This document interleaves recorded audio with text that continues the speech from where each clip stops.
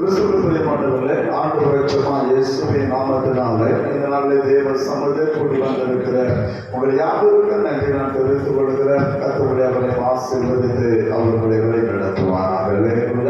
கர்த்தருடைய கிருபை நம்மோடு கூட இருக்கட்டும். ஆவியானவர் பிரியமானவர்களே, இந்த நாளிலும் நம்மை பாதுகாத்து நடத்தினபடினாலே ஆண்டவருக்கு நன்றி செலுத்துவோம். வரும் நாட்களை கர்த்தர் ஆசீர்வாதமான நாளை கர்த்தர் மாற்றி தருவார். ஆகிய கடைசி நாட்களே 2 நாட்களை குறித்து நான் உங்களோடு கூட பகிர்ந்து கொள்கிற ஒரு பெரிய வாக்கியத்தை கதை தந்தபடினாலே ஆண்டவருக்கு நன்றி செலுத்துகிறேன். நம்ம என்பது ஒரு வசந்த காலம். நம்முடைய பாவங்கள் நம்முடைய எல்லாவற்றையும் உதிர்த்து விட்டு பிரியமானவர்களை மீண்டுமாய் ஆண்டவருக்குள் நாம் புத்துணர்ச்சி பெற்ற பிள்ளைகளாக எழும்புகிற ஒரு நாள் என்பதை குறித்து கடந்த வாரத்தில் உங்களோடு கூட நான் பகிர்ந்து கொண்டேன். ஏனென்று சொன்னால் வசந்த காலம் என்பது ஒரு மரமானது தன்னுடைய பழைய இலைகள் எல்லாம் உதிர்த்து விட்டு மழை காலங்களில் எப்படி அதை செலுத்து வந்து புதிய மரமாக துளிர்த்து எழுப்புகிறதோ அதே போல நம்முடைய பாவங்கள் நம்முடைய அக்கிரமங்கள் எல்லாவற்றையும் உதிர்த்து விட்டு பாரமாக நெருங்கிருக்கிற பாவங்கள் எல்லாவற்றையும் தள்ளிவிட்டு விசுவாசத்தை துவக்கிறதும் அதை முடிக்கிறதுமாகிய என் ஆண்டவராகிய இயேசுவை நோக்கி தொடர்கிற ஒரு காலம் இந்த 2 நாட்கள் என்பதை நீங்கள் நான் மறந்து விடக்கூடாது. அதை குறித்து கடந்த நாட்களில் ஒரு காரியத்தை உங்களோடு கூட பகிர்ந்து கொள்கிற வாக்கியத்தை கருதினாலே ஆண்டவருக்கு நன்றி செலுத்துகிறேன். இன்னைக்கு ஒரு காரியத்தை உங்களோடு கூட நான் பகிர்ந்து கொள்ள விரும்புகிறேன். எபேசியர் புஸ்தகம் 5வது அதிகாரம், எபேசியர் 5வது அதிகாரம் 16வது வசனத்தை வாசிக்கலாம். எபேசியர் 5வது அதிகாரம் 16வது வசனம்.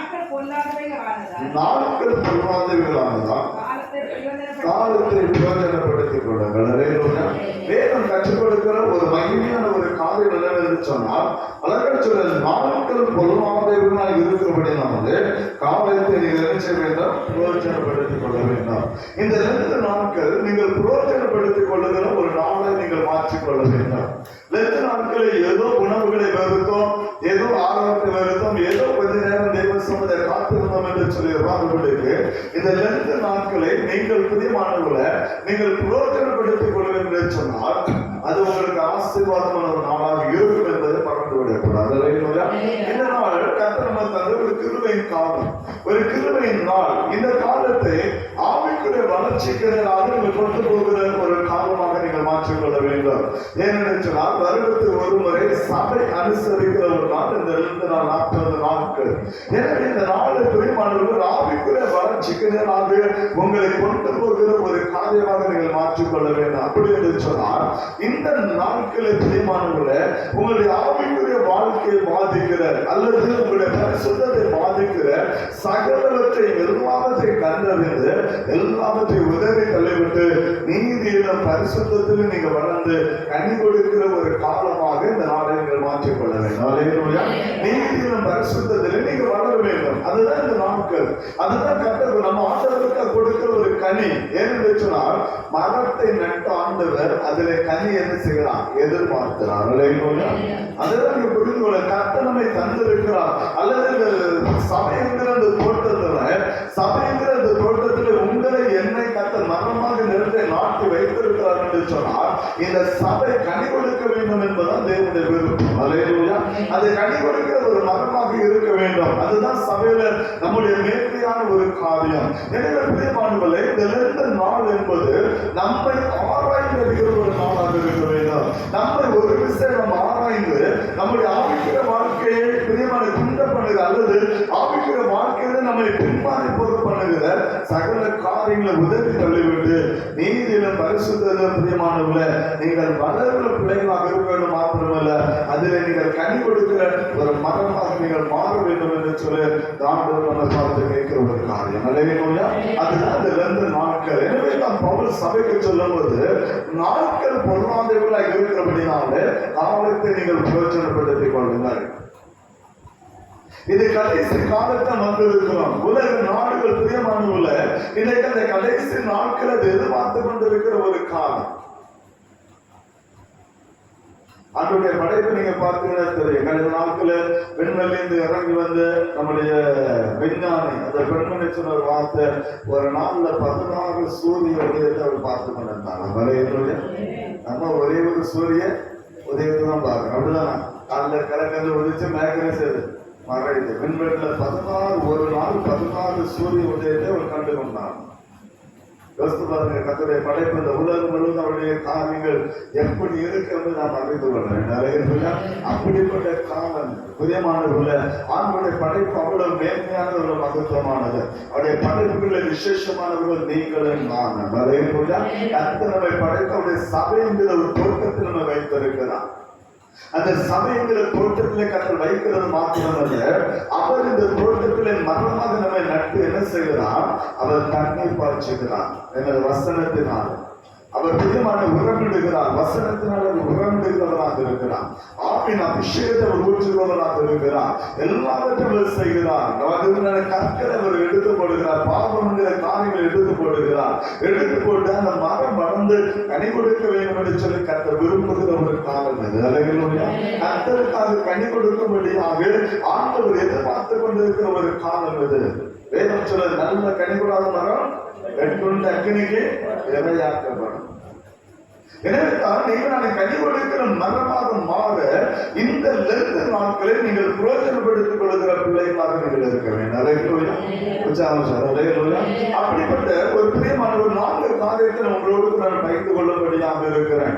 இந்த லெந்த நாட்களை நீங்கள் செய்ய வேண்டிய ஒரு 4 காரியத்தை உங்களுக்காக நான் பகிர்ந்து கொள்ள நான் விரும்புகிறேன். லூக்கா 4வது அதிகாரம் 1வது வசனத்தை வாசிக்கும் போது வேதம் நமக்கு ஒரு காரியத்தை கற்றுக் கொடுக்கிறது. வாசிக்கலாம்.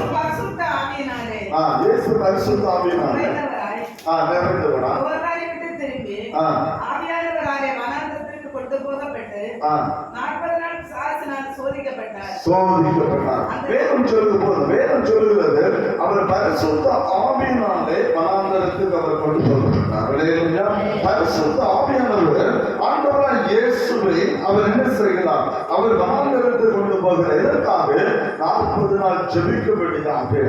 அந்த 40 நாள் ஜெபிக்கும்படியாக ஆவியானவர் தனியாக அவர் அழைத்து செல்கிறார். எல்லாரும் விட்டு பிரித்து, மரியாதை விட்டு அவருடைய தாயை விட்டு ஆவியானவர் பிரிக்கிறார். அவருடைய குடும்பத்தை விட்டு ஆவியானவர் பிரிக்கிறார். எல்லா சூழ்நிலை அவரை பிரித்து தனியாக பிதாவோடு மாத்திரம் உறவாடும்படியாக அவரை அழைத்து செல்கிற ஒரு காரியத்தை நீங்கள் அங்கே அறிந்து கொள்ள முடியும். வனாந்தரத்தை கொண்டு போகிறார். 40 நாட்கள் வனாந்தரத்தில் இருக்க வேண்டும். வனாந்தரத்தில் சூழ்நிலைகள் புரிந்து இரவும் பகலும் அங்கே பகலான வெயில் பிரியமான ஒதுங்குவதற்கு இடம் இருக்காது.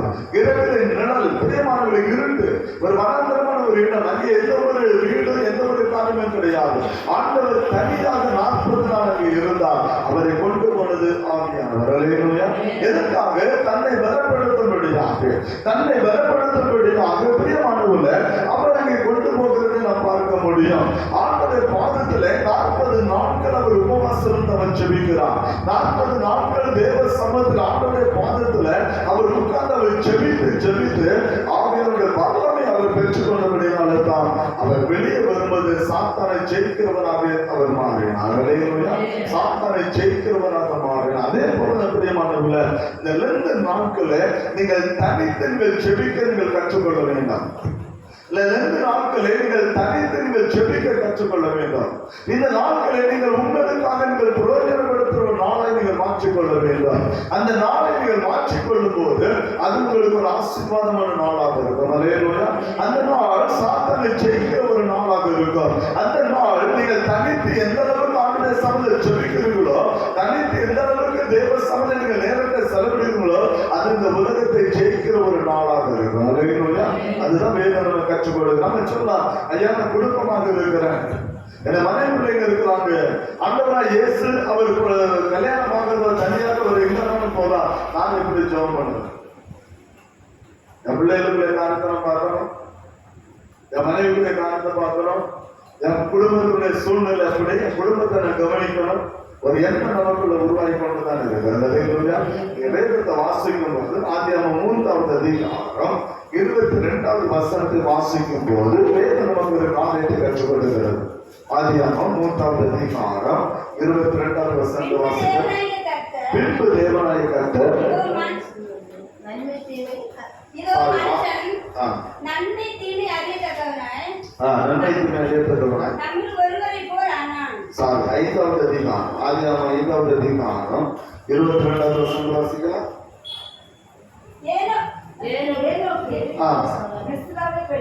ஏனோக்கு மெத்துசலாவை பெற்ற பின் 300 வருஷம் தேவனுடைய சஞ்சரித்துக் கொண்டிருந்து குமாரத்திகளை பெற்றான். ஏனோக்கு மெத்துசலாவை பெற்ற பிற்பாடு 300 ஆண்டுகள் ஆண்டவரோடு அவன் பேசியிருக்கிறான். அவன் ஒரு குடும்பஸ்தன், குடும்பம் அவனுக்கு இருந்தது, மனைவி நல்ல பிள்ளைகளுக்கு அதை கொடுத்து வைத்திருந்தான். வேதம் சொல்லுது, ஆனாலும் ஏனோக்கு ஒரு நாள் 2 நாள் இல்ல 300 வருடம் ஆண்டவரோடு கூட அவன் தனித்து பேசுகிறவனாக இருந்தான். அவன் குடும்பமாக இருந்தாலும் ஆண்டவரோடு பேசுவதற்காக நேரத்தை அவன் ஒதுக்கி வைத்திருந்தான். அவன் அழகாக பதிவிடுகிறான். நமக்கு ஒரு குடும்ப சூழ்நிலை நமக்கு ஒரு எடுத்துக்காட்டாக இங்க ஏனோக்கு ஆவியானவர் நமக்கு வைத்திருக்கிறான். ஏனோக்கு சாதாரண அவன் குடும்பஸ்தன், பிரியமானவர்களே. அந்த 300 வருஷம் அவன் தேவனோடு அவன் சஞ்சரிக்கிறவனாக இருந்தாலும் அவன் குடும்ப காரியத்தை அவன் கவனிக்கிற ஒரு வேலையில் அவன் இருந்து கொண்டிருந்தான். என்றால் புரிந்து கொள்ள வேண்டும். நீங்க அப்படி நினைக்கலாம், நான் குடும்பமாக இருக்கிறேன், குடும்ப வேலை நான் பார்க்க வேண்டும், வீட்டு வேலைகள் கவனிக்க வேண்டும், எல்லாத்தையும் நான் செய்ய வேண்டும் என்று சொல்றேன். ஆனால் பிரியமானவர்களே, ஆண்டவரோடு சஞ்சரிக்க ஒரு வேலை நீங்கள் ஒதுக்கி வைத்துக் கொள்ளுங்கள். ஆண்டவரோடு கூட தனித்திருக்கும்படிதான், தனித்து ஜெபிக்கும்படியாக ஒரு நேரத்தை நீங்கள் குறித்து வைத்துக் கொள்ளுங்கள். அதுதான் நமக்கு ஆசீர்வதிக்கப்பட்ட ஒரு நாளாக. கர்த்தர் சித்தமான வீடு கட்டுகிற ஒரு வாய்ப்பை தந்தார். எல்லாம் கட்டுவோம், ஸ்டோர் ரூம் கட்டுவோம், பெட்ரூம் கட்டுவோம், ஹால் கட்டுவோம், டைனிங் ஹால் கட்டுவோம், எல்லாம் கட்டுவோம். ஒரு பிரேயர் ரூம் தனியா நீங்க கட்டி வைங்க. ஒரு ஜெப அரணை தனியா கட்டி வைங்க. அங்க எதுவுமே கொண்டு போகலாம். வேதாகமம், பாட்டு புஸ்தகம், பிரியமானவர்களே, அப்படிப்பட்ட ஆவிக்குரிய புஸ்தகங்கள் எதுவும் அந்த அறையில கொண்டு வைங்க. அந்த அறையில தனியா போங்க. அந்த அறையில நீங்க ஜெபம் பண்ணுங்க. அது வீட்டுக்கு ஆசீர்வாதமாக அது ஆவியாக இறங்குற ஒரு இடமாக அதை மாற்றி வைத்துக் கொள்ளுங்க. அந்த அநேக வேலையில நான் பார்க்கிறேன், அநேகர் சொல்லுவாங்க, ஐயா என்னால ஜெபிக்க முடியல. ஏன்? அறையிலிருந்து ஜெபிக்கிறதுனா, பெட்ரூம்ல ஜெபிக்கிறதுனா, என் வீட்டுக்கார தூங்குறாரு, என் பிள்ளைங்க இருக்கிறாங்க, என்னால ஜெபிக்க முடியல. நான் ஜெபிக்கும் போது அவங்க அதை கேட்கிறாங்க. கேட்கும் போது அது பெரிய பிரச்சனை. அவர் என்னால தேவசம் காரியத்தை விளக்க சொல்ல முடியல. அநேக குடும்பத்தில் இருக்கிற பாவங்கள், அநேகருடைய உள்ளத்துல பாவங்களை இன்னைக்கு வீட்டுல இருந்து அழைக்கப்பட முடியல. ஏன்னா குடும்பம் முத்தாக இருக்கிறவர்களாக நம்ம ஆண்டு சமயம் அழைக்கப்பட முடியாத ஒரு சூழ்நிலைக்குள்ள இருக்கலாம். தீர்மானங்கள்ல ஒவ்வொரு நாளும் என் ஆண்டு சமயத்தை ஒரு நேரம் நினைக்கும் போது தனியாக இருந்து ஜெபிக்க கற்றுக்கொள்ளுங்க. அது உங்களுடைய ஆவிக்கிற வாழ்க்கையில உங்களை முன்னேற்றத்துக்குள்ள அது கொண்டு போகும். பரிசுத்தத்தை காத்துக்கொள்வது உங்களுக்கு உதவியாக இருக்கும். நீங்கள் நீதியிலே நடக்கிற ஒரு பெரிய வாக்கியத்தை பெற்றுக்கொள்ள முடியும். மாத்திரமல்ல, என் ஆண்டவருக்கு அங்கே கனி கொடுக்கிற ஒரு மரமாய் மாற்ற முடியும். அன்னைக்கு ஆண்டவரோடு கூட தனித்து பேசுகிற அந்த நாட்களை நீங்கள் பயன்படுத்திக் கொள்ள வேண்டாம். அதான் வேதம் சொல்லுகிற ஒரே ஒரு காரியம், ஆவியானவராலே அவர் வனாந்தரத்துக்கு கொண்டு போகப்பட்டார். ஆவியானவராலே நீங்க நடத்தப்பட வேண்டும். ஆவியானவருடைய வர்மமே அந்த அபிஷேகம் வேண்டும் சொன்னா நீங்க தனித்து தேவ சமத்துல நீங்க ஜெபிக்கிற பிள்ளைகளாக இருக்க வேண்டும். யாத்திராமத்தின் புஸ்தகம் 34வது அதிகாரம் 28வது வசனத்தை வாசிக்கும் போது, யாத்திராமம் 34வது அதிகாரம், யாத்திராமம் 34வது அதிகாரம், தண்ணீர் குடியாமலும் இரவும் பகலும் 40 நாள் கர்த்தரோடு இருந்தான். அவன் 10 கற்பனைகளாகிய உடன்படிக்கை வார்த்தைகளை பலகைகளில் சொல்லுது. அவன் அப்பம் புசியாமலும் தண்ணீர் குடியாமலும் இரவும் பகலும் 40 நாள் யாரோடு இருந்தான்? அவன் கற்றுக்கொண்டு இருந்தான். சமஸ்த இஸ்ரவேலை நடத்தக்கூடிய ஒரு மோசே. கிட்டத்தட்ட 6 லட்சத்துக்கு மேலான புருஷர்கள் எகிப்திலிருந்து புறப்பட்டிருக்கிறான். 25 லட்சத்துக்கு மேலான ஜனங்கள் எகிப்திலிருந்து புறப்பட்ட அந்த ஜனத்துக்கு இவன் தலைவனாக இருக்கிறான். நல்ல ஒரு மெய்ப்பனாக நடத்தி வருகிறான். ஆனாலும் இந்த ஜனத்தின் நடுவில் 40 நாள் உண்ணாமலும் பிரியமான தண்ணீர் குடியாமலும் 40 நாள் என் ஆண்டவரோடு கூட தனித்திருந்தவன் மோசே. அல்லேலூயா. என் ஆண்டவரோடு கூட தனித்திருந்தான். என் ஆண்டவரோடு கூட உறவாடுகிறவனாக இருந்தான். கர்த்தரோடு கூட பேசுகிறவனாக இருந்தான். அந்த நாட்களை கர்த்தர்கள் அவன் ஒதுக்கி வைத்திருந்தான். நீங்க பாத்தீங்கன்னா அதற்கு பிற்பாடு தேவ சமுத்திரம் 40 நாள் இருந்த சரித்திரம் இல்லை. ஆனா கர்த்தர் அவனை அழைத்து கொண்டு வந்தார். அவனை 40 நாள் அவனுக்கு அது பலனாக இருந்தது. அந்த 40 நாள் பிரியமானவர்களை காத்திருந்து தேவ சமுதிர நியாய பிரமாணத்தை பெற்றுக் கொண்டான். அந்த பிரமாணத்தின் மூலமாக அந்த ஜனத்தை நடத்த அவனுக்கு ஒரு பெரிய ஒரு பாக்கியமாக இருந்தது. அதே போலதான் 40 நாளுக்கு நீ பிரயோஜனப்படுத்திக் கொள்ள. ஏதோ வருஷத்தோடு நான் இருக்கிறேன், வருஷத்தோடு நான் 2 நாட்களை கடைபிடிக்கிறேன், வருஷத்தோடு உணவுகளை வெறுக்கிற ஒரு பிரயோஜனம் இல்லை. அந்த நாட்களை உங்களுக்கு நீங்கள் பயன்படுத்திக்கொள்ள என்றுதான் பவுல் சொன்னார். நாட்கள் பொருளாதார இருக்கிறவனே காலத்தை பிரயோஜனப்படுத்துகிற காலம் இதை நீங்கள் பிரயோஜனப்படுத்திக் கொள்ள. இது காலம் சொல்லலாம். கடைசி நாட்களை வந்து நிற்கணும். உங்களை பலப்படுத்திக் கொள்ள வேண்டும். வசனத்தில் நிரப்பப்பட்ட பிள்ளைகளாக இருக்க வேண்டும். ஆவியானவர்கள் பலப்படுத்தப்பட்ட பிள்ளைகளாக இருக்க கனி கொடுக்கிற மரமே மாற வேண்டும். எனவே இந்த 40 நாள் தேவ சமூகத்தை தன்னித்து ஜெபிக்கிற அந்த பழக்கத்தை வாழ்க்கை நீங்கள் கொண்டு வரீங்க. அதுதான் வேதனை கற்றுக் கொடுக்கிற ஒரு வேலை. உங்களுக்கு வேலைகள் இருக்கலாம். காலையில் நீங்க வேலைக்கு செல்கிற பிள்ளைகளாக இருந்தால் 1 மணி நேரம், இரவு 1 மணி நேரம், பகல்ல 1 மணி நேரம் ஆண்டவருக்காக செலவழிக்க கற்றுக் கொடுங்க. பகல்ல 1 மணி நேரம் தேவ சமூகத்தை செலவு பண்ணணும். இரவு நீங்க தூங்க போதுமா 1 மணி நேரம் தேவ சமூகத்தை செலவழித்து பாருங்க. உங்கள் கவலைகள் உங்க பாருங்க எல்லாமே தேவ சமூகத்தை தனித்து ஜெபிக்கும் போது நீங்கள் அறிக்கையிட்டு பாருங்கள். நிச்சயமாக இந்த 40 நாள்ல உங்களுக்கு பலன் உண்டு. 40 நாள் சொன்னால் ஒரு நாள் 2 மணி நேரம்னா 40 நாள் முடிவு எவ்வளவு நேரம் செலவு பண்றோம்?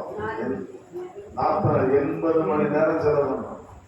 ஒரு நாள் 2 மணி நேரம், 40 நாள் 80 மணி நேரம் ஆண்டவருடைய பாருங்க எவ்வளவு மகிமையான ஒரு காரணம் இல்லையா? 80 நாட்கள் 80 மணி நேரம் ஆண்டவரோடு நாம் செலவழிக்கிற பிள்ளைகளாக மாற முடியும். அப்படி செலவழிக்கும் போது அந்த 80 மணி நேரம் அது உங்களை பலப்படுத்துகிற ஒரு நேரமாக அது உங்களை வலுப்படுத்துகிற நேரமாக இருக்கும். அந்த ஆவியானவரால் நீங்கள் உறுதிப்படுத்த பிள்ளைகளாக உங்கள் பிரயாணத்தை தொடர அது பிரயோஜனம் உள்ளதாக இருக்கும்.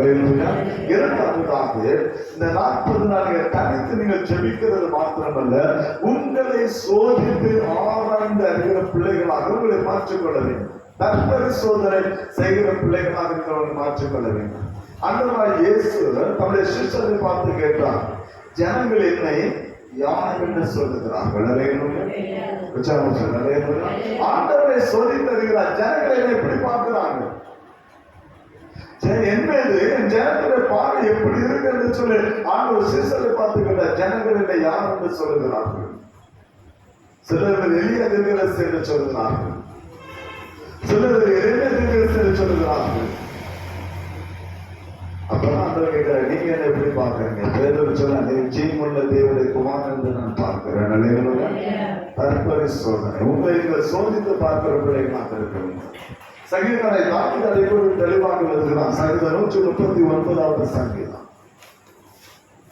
139வது சங்கீதம் 23, 24 வசனத்தை வாசிக்கிறோம். தேவனே என்னை ஆராய்ந்து என் இருதயத்தை அறிந்து கொள்ளும், என்னை சோதித்து என் சிந்தனைகளை அறிந்து கொள்ளும், வேதனை உண்டாக்குற வழி என்னிடத்தில் உண்டோ என்று பார்த்து நித்திய வழியிலே என்னை நடத்தும். தாவீது அழகாக சொல்லிக்கிற, ஆண்டவரே நீர் என்னை ஆராய்ந்து என் இருதயத்தை அறிந்து கொள்ள வேண்டும், என்னை நீர் ஆராய்ந்து பார்க்க வேண்டும். தேவசமூகம் ஜெபிக்கிறார், என்னை நீர் ஆராய்ந்து பார்க்க வேண்டும்.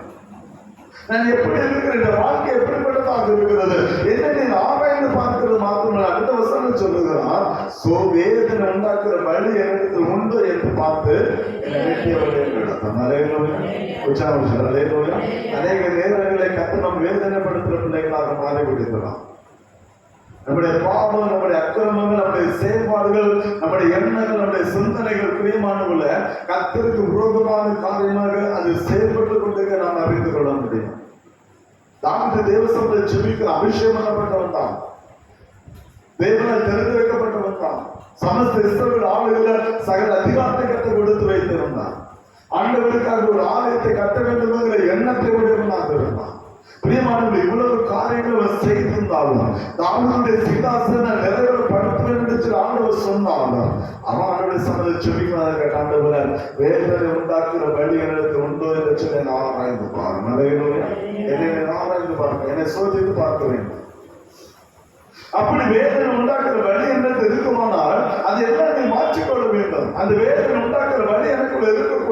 நான் செய்கிற காரியம் ஆண்டவருக்கு வேதனை உண்டு பண்ணுகிற காரியமாக இருக்கக்கூடாது. என் சிந்தனைகளை அறிந்து கொள்ளும் என்று சொல்லுகிறார். என் சிந்தனையினால் நான் பாவம் செய்து விடக்கூடாது. என் எண்ணங்களினால் நான் பாவம் செய்து விடக்கூடாது. என் பார்வையினாலே நான் பாவம் செய்து விடக்கூடாது. எப்படிப்பட்ட ஒரு காரியம் எனக்குள்ள இருந்தாலும் என் இருதயத்தை நீரை ஆராய்ந்து பார்க்கிறேன். அல்லேலூயா. ஏன் தெரியுமா? இருதயமானது மகா திருக்குள்ளதும் அதை கேட்டுள்ளதுமாக இருக்கிறது. இருதயத்தில் புறப்படுகிற காரணம் ஒரு மனிதனை தீர்ப்புப்படுத்தும். எனவே அவன் சொல்ல இருதயத்தை ஆராய்ந்து பார்க்கணும். என் ஆண்டவருக்கு பிரியமில்லாத ஏதாவது ஒரு காரியம் எனக்குள்ள இருக்கிறதா?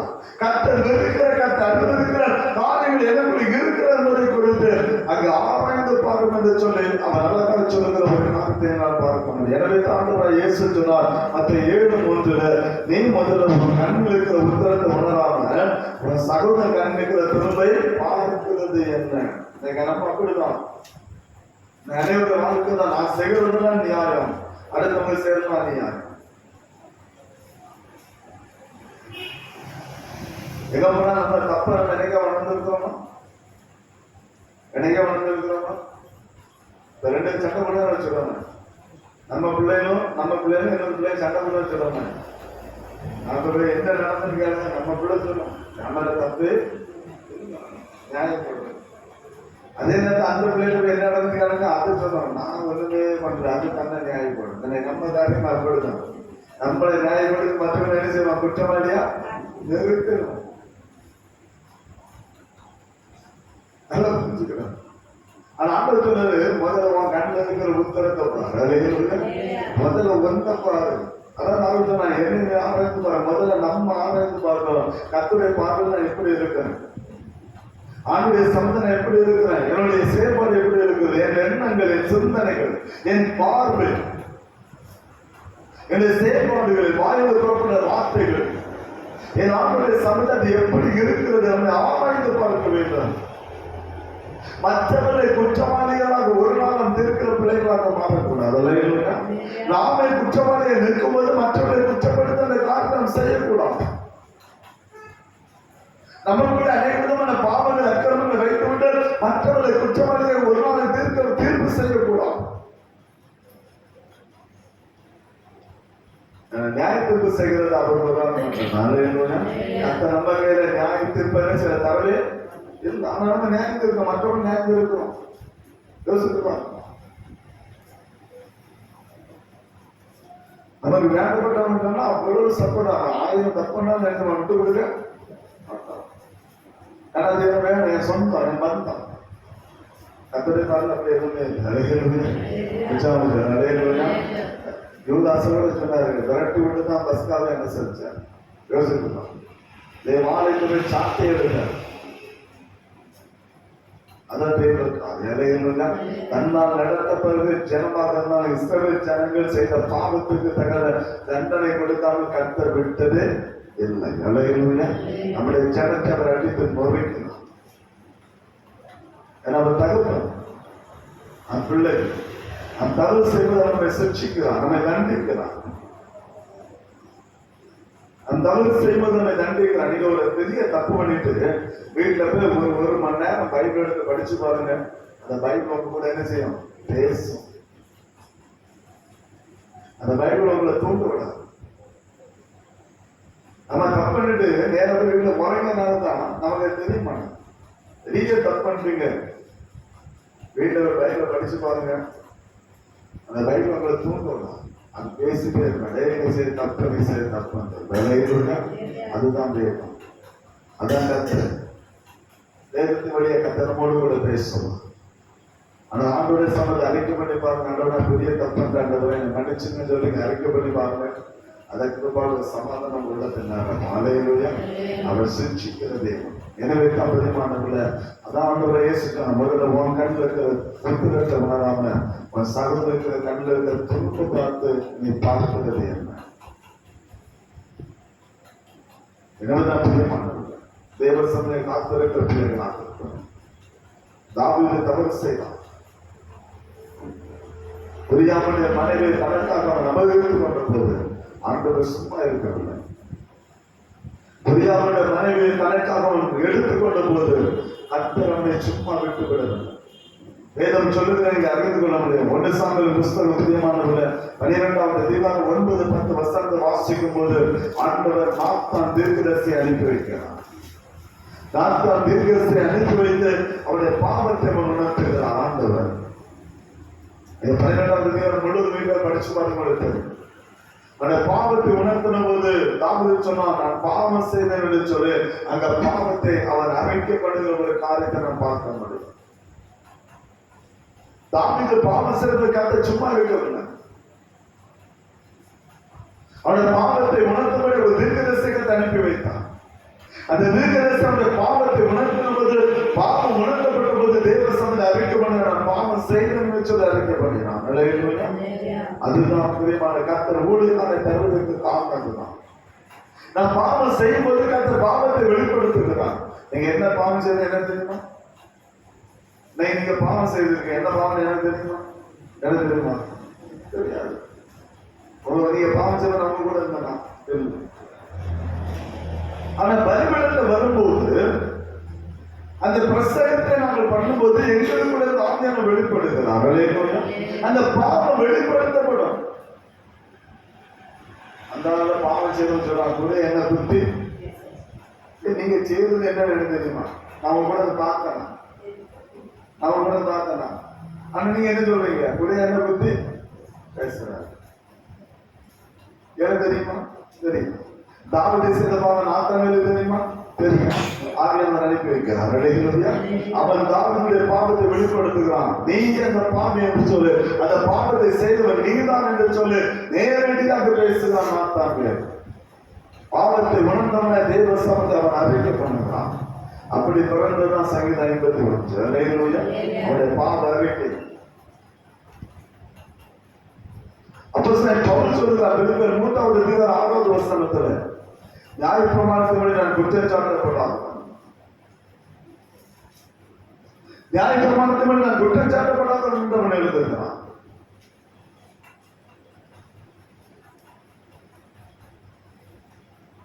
அப்போஸ்தலர் 8வது அதிகாரம் 1வது வசனம், ஸ்தேவானுடைய மரணத்துக்கு அவனும் சம்மதித்திருந்தான். ஸ்தேவானுடைய மரணத்துக்கு காரணமாக இருந்தவன் பவுல். ஸ்தேவானுடைய மரணத்துக்கு காரணமாக இருந்தவன் சபையை பாழாக்கினவன், சபையை துன்பப்படுத்தினவன். பிரியமானவர்களே, சபைக்கு வருகிற ஜனங்கள் பிரியமானவர்களே அவன் சிறைப்படுத்திக் கொண்டு போகிறவனாக இருந்தான். அதே போலதான் சொல்றான், நியாய பிரமாணத்தின்படி நான் குற்றம் சாட்ட நான் தப்பே பண்ணல.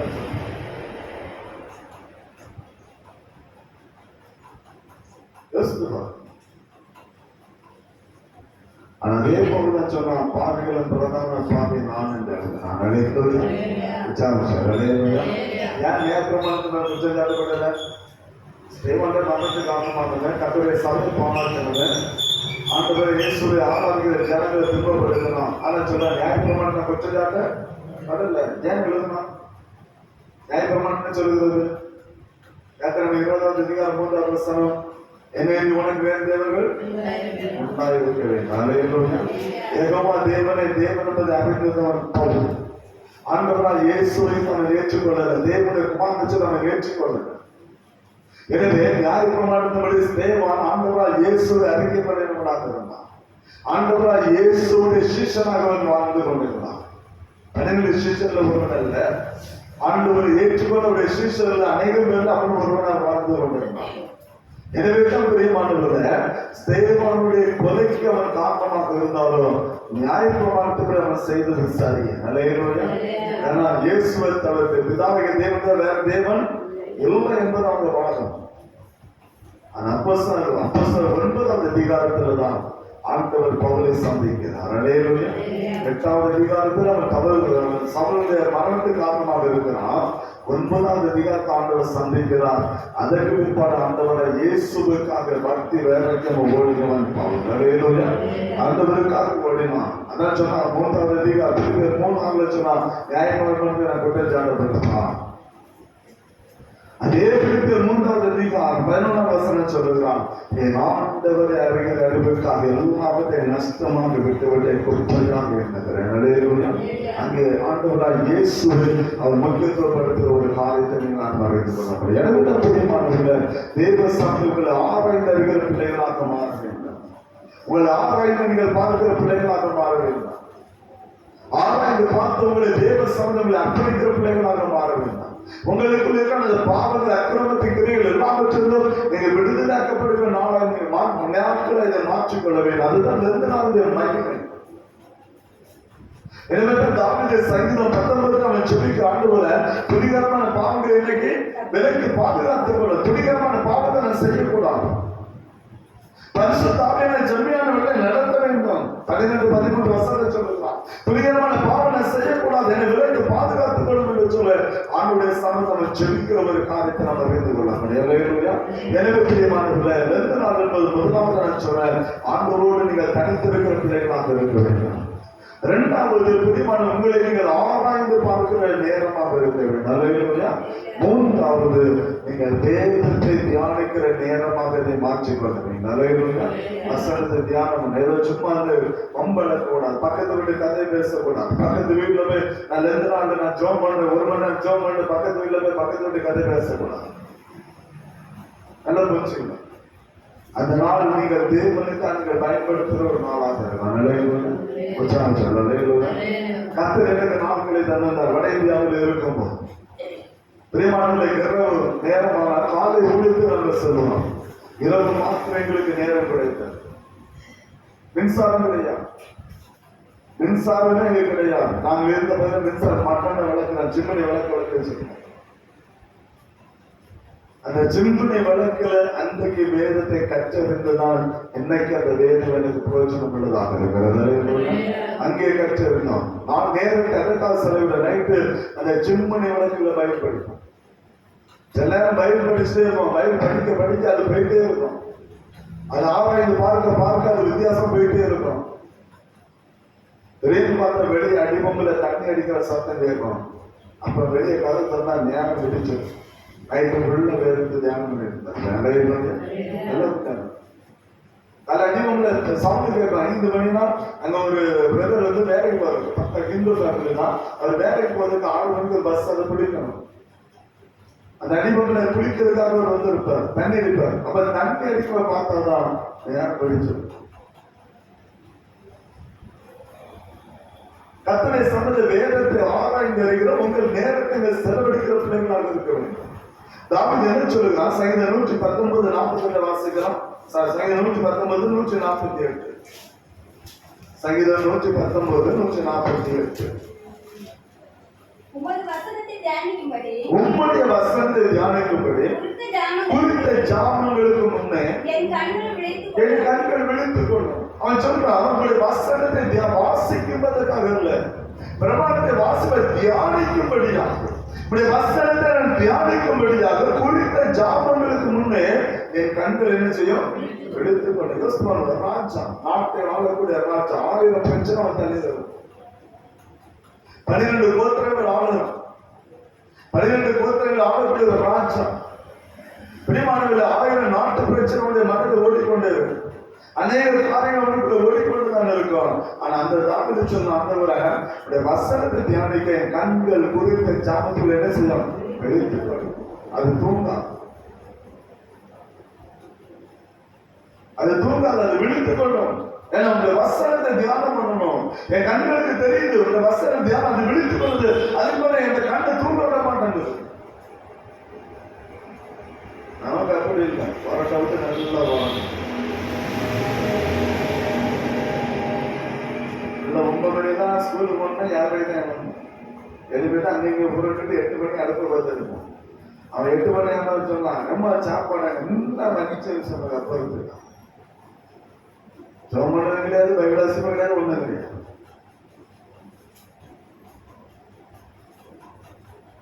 நம்ம எப்படி வாழுகிறோம்? நம்முடைய வாழ்க்கை எப்படி இருக்கு யோசிச்சு பாருங்க.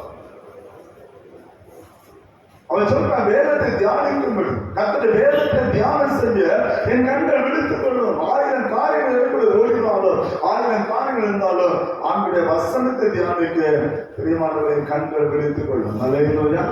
ஆண்டுடைய வேதத்தை தியானிக்கிற பிள்ளைகளாக மாறும். கடமைக்காக வாசிப்பது எந்த பிரயோஜனம் கிடையாது. ஏதோ கடமைக்காக காலையில் எழுப்புனா கொஞ்சம் வாசிட்டு நைட்டு கொஞ்சம் வாசிட்டு கேட்டா நான் டெய்லி பைபிள் படிக்கிறேன். என்ன தியானம் பண்ணிருந்தேன்னா தெரியும். நீங்க எத்தனை பைபிள் படிச்சீங்க? என்ன தியானம் பண்ணீங்க?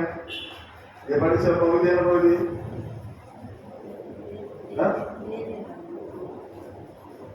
அங்க வரக்கூடாது. கரெக்டா சொல்லுங்க. எந்த வசனம் எந்த அதிகாரம் படிச்சீங்க? வெளிநாட்டு வெளிப்படுத்தினா 16. அதுக்குள்ள என்ன நடந்தது? படிச்ச அந்த அதிகாரத்துல என்ன சொல்லுங்க தெரியும். அப்ப அது இருக்க கடமைக்காக படிக்கணும். அங்க என்ன இருக்குன்னு நமக்கு தெரியும். அதுதான் சொல்ல வேதத்தை நம்ம தியானிக்கிறப்ப நம்ம கடமைக்காக நம்ம படிப்பதனால எந்த பொருளும் இருக்கு. அதுல என்ன எழுதிருக்கு, ஆண்டவர் என்ன எழுதி வைத்திருக்கிறார், அவர் எனக்கு கற்றுக் கொடுக்கிற காரியம் என்ன, அந்த பகுதியில நான் வேதத்தை வாசிக்கிற அந்த பகுதி எனக்கு கற்றுக் கொடுக்கிற காரியம் என்ன, அந்த வேத வசனம் என்னோட கூட பேசுகிற காரியம் என்ன, அந்த வேத வசனம் எனக்கு சொல்லிக் கொடுக்கிற காரியம் என்ன, விட்டுவிடும்படியாக அந்த வேத வசனம் என்ன சொல்லுகிறது, நான் எதை கடைபிடிக்க வேண்டும் என்று பகுதி எனக்கு கற்றுக் கொடுக்கிறது. அதுதான் தியானம். அப்போ ஒவ்வொரு நாளும் வேதத்தை தியானிக்க தியானிக்க தியானிக்கதான் அந்த வசனம் நமக்குள்ள இருக்கும். அதே போல வசனம் நமக்குள்ள இருக்கா. தாவீது சொல்லுகிறான், ஆண்டவரே நமக்கு பாவம் செய்யாதபடி உள்ள வார்த்தையை நிறைவேற்ற வைத்து வைக்கிறேன். உமக்கு விரோதமாக நான் பாவம் செய்யாதபடி உள்ள வார்த்தையை என் நெருக்கத்தில் நான் வைத்து வைக்கிறேன். ஏன்னா பாவம் செய்ய நான் கடந்து சொல்லும்போது வசனம் உணர்த்தம், அந்த வசனம் என்னோடு கூட பேசும். என் வாழ்க்கையில் ஒரு பாவம் வருகிறேன்னு சொன்ன வசனோடு பேசும். அதான் தியானம். அந்த வேதத்தை தியானிக்கிற அந்த கிருபையை நாம் பெற்றுக்கொள்ள வேண்டும். தியானிக்கும்படியாக நம்ம அர்ப்பணிக்கிற பிள்ளைகளாக பாருங்க. எனவேதான் சங்கீதம் 119:32 ஒரு வசனத்தை அவன் எழுதலாம் பாருங்க. சங்கீதம் 119:92 வசனம் என்ன சொல்லுது? உம்முடைய வேதம் என் மனமகிழ்ச்சியாக இராதிருந்தால், உம்முடைய வேதம் என்னுடைய மனமகிழ்ச்சியாக இல்லாதிருந்தால் துக்கத்திலே அழிந்து போயிருப்பேன். நான் துக்கத்திலே அழிந்து போயிருப்பேன். எவ்வளவு அழகா எழுதுறான். அந்த வேதம் எனக்கு மனமகிழ்ச்சியாக இல்லாமல் இருந்திருந்தால் என் துக்கத்திலே நான் அழிந்து போயிருப்பேன்.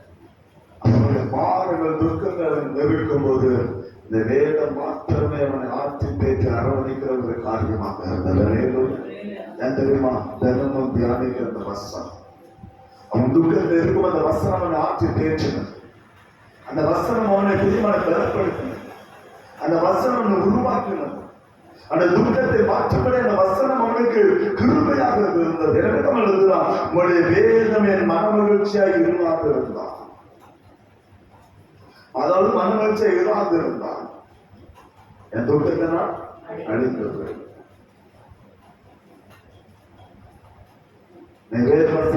மனமகிழ்ச்சியாக இருக்கிறத வெறுப்பாக இருக்கிறது. வேதத்தை எந்த அளவுக்கு நான் வாசிக்கிறது, நான் தியானிக்கிறேன். கர்த்தர் நல்லவர்கள் என்ன செய்யணும்? ருசித்துப்பார். ஒரு முட்டாய் நல்ல முட்டாய் பார்த்தோன்னு டேஸ்ட் தெரியுமா? ஏன்னா ஒரு முட்டாய் ஒரு பாகிஸ்தான் இருக்குது, ஒரு பெரிய அண்டால பாகிஸ்தான் காய்ச்சி வச்சிருக்காங்க. அது இப்படி பார்த்தோன்னே டேஸ்ட் தெரியுமா? அது எங்க படணும்?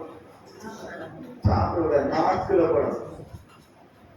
நீங்க சாப்பிடாம பிரச்சனை. ஒரு சொட்டு எடுத்து நாக்குல வச்சு பார்த்த அந்த டேஸ்ட் உங்களுக்கு, நாக்குல படாதவங்க அந்த டேஸ்ட் உங்களுக்கு தெரியாது. அதே போல வேதத்தை தியானிக்காத வரையிலும் கர்த்தர் நல்லவர் என்பதை நீங்க கண்டுகொள்ளவே முடியாது. அவர் நல்லவர் என்பதை ருசி பார்த்து வேதத்தை வாசிங்க.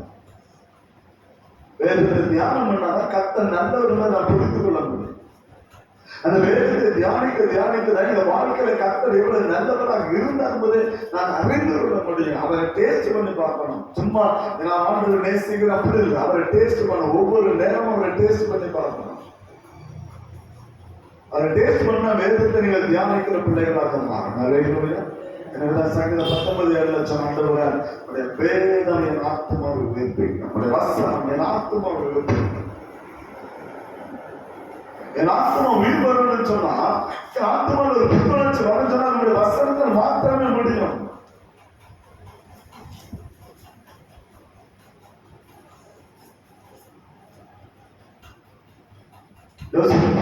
எப்படி ஒரு ரத்தம் நம்முடைய உடம்புல எப்படி நம்முடைய உயிரை அதை பாதுகாத்துக் கொண்டு இருக்கிறதோ அதே போல வேதம் நம்முடைய சிந்தனைகளை ஓடிக்கொண்டே இருக்கும். நிறைய அது நம்முடைய ஆத்மாவை உயிர்ப்பிக்கும், அது நம்முடைய ஆத்மாவை பாதுகாக்கும், அது நம்முடைய ஆத்மாவை பெறப்படும். நம்முடைய சிந்தனை ஏற்போம் வேதம் ஓடிட்டே இருக்கும், வேதம் ஓடிட்டே இருக்கும்.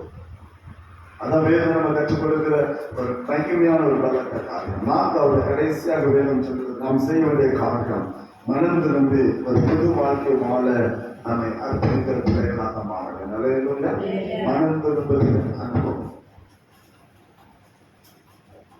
வேதம் நம்ம கற்றுக் கொடுக்கிற மார்க் 1வது அதிகாரம் 15வது வசனத்தை வாசிக்கலாம். காலம் நிறைவேற்று தேவனுடைய ராஜ்யம் சமீபமாயிற்று, மனம் திரும்பி சுவிசேஷத்தை விசுவாசிங்க. மனம் திரும்புதல் அனுபவம். கர்த்தருடைய வார்த்தை நம்ம ஏற்றுக்கொள்கிற பிள்ளைகளாக மாறுங்க. நம் ஆண்டுடைய பாடு மரணங்களை தியானிப்பதில்லை, அவருடைய மரணத்துக்கு என்ன காரணம் என்று சொல்லி தியானிப்போம் என்று சொன்னால் ஒரு மனம் திரும்பல் அனுபவம் நமக்கு மலையில அனைவரும் நம்ம பாடு மரணங்களை தியானிக்கிறோம். அவன் அது எதற்காக மரணித்த என்பதை நம்ம சிந்தித்து பார்க்கிறோம். நம்முடைய மரணமே நமக்காக தான், நம்முடைய பாடுகளை அனுபவித்தான், அவருடைய பாடுகள் நமக்காக. அந்த பாடு மரணங்கள் தியானிப்பதை விட அவர் எதற்காக இந்த பாடு மரணங்களை சந்தித்தார் என்று சொல்லி தியானிப்போம் என்று சொன்னால் நிச்சயமாக நம்முடைய வாழ்க்கையில் ஒரு மனம் பெறுவது உண்டாம். நல்ல ஒவ்வொரு நாள் அது தியானிக்கிறோம். ஆண்டவரே எதற்காக நீங்க இந்த பாடு அனுபவிச்சீங்க, எதற்காக இந்த காரியத்தை அனுபவிச்சீங்க, என்ன காரியம்? அது தியானிக்கும் அந்த வாழ்க்கையில மனம் திரும்புதல் ஒரு காரணம். எனவே பிரியமானவர்கள் அவர் நட வச்ச நாட்கள் பொருளாதார காலத்தை தனியாக ஆண்டவரை போல ஜபிக்க கற்றுக்கணும். இரண்டாவதாக பிரியமானவர்களை இந்த வேதத்தை தியானிக்க கற்றுக்கணும். வேதம் நம்ம கற்றுக் கொடுக்கிற ஒரு மகிமையான ஒரு காரியம் தான். வேதத்தை தியானிக்க கற்றுக்கணும். ஆண்டவரோடு கூட உறவாட கற்றுக்கொள்ளும். கர்த்தருடைய சமூகத்தில் அர்ப்பணிக்கிற பிள்ளைகளாக வாழ கற்றுக்கொள்ளும். உங்களை மூன்றாவது உங்களை ஆராய்ந்து பாருங்கள். உங்களை ஆராய்ந்து பாருங்கள். நாலாவது தெய்வ சமூகத்தை அர்ப்பணித்து அந்த மனத்திற்கு அனுபவத்தோடு வாழ கற்றுக்கொள்ளும். அதான் வசந்த காலம். இந்த காலத்தை நீங்கள் பிரயோஜனப்படுத்திக் கொள்ளுங்கள் சொன்னால் வரும் காலம் உங்களுக்கு ஆசீர்வதிக்கப்படுவது காரணமாக உங்க வாழ்க்கை ஒரு ஆசீர்வதிக்கப்பட்டிருக்கும். நீங்க எதிர்பார்க்கிற ஆசீர்வாதங்களை தேவ சமதை பெற்றுக்கொள்ள முடியும். நீங்க கேட்கிற காரியங்களை உங்களுக்கு வாய்க்க பண்ண கட்ட வல்லமுள்ள தேவனாக இருக்கிறார். இந்த 4 காரியங்களை கடைபிடிக்கும் போது இந்த உலகத்தை நீங்கள் ஜெயிக்கிற பிள்ளைகளாக மாற முடியும். உங்களுக்கு எதிராக எழும்புகிற சத்துருக்களை நீங்க மேற்கொள்கிற பிள்ளைகளாக மாற முடியும். உங்களுக்கு விரோதமாக எழும்புகிற ஆயுதங்களை நிர்மூலமாக்குற பிள்ளைகளாக மாற முடியும். சபையை ஒரு எழுப்புதலுக்களை கொண்டு போக நம்மளால் முடியும். எனவே பிரியமானவர்களே, காலத்தை பிரயோஜனப்படுத்திக் கொள்ளுங்கள். இந்த 4 காரியங்களை வாழ்க்கையை செயல்படுத்துங்கள். கர்த்தர் அவரை ஆசீர்வதித்து நடத்துவாராக. ஆமென். ஜெபம் செய்வோம்.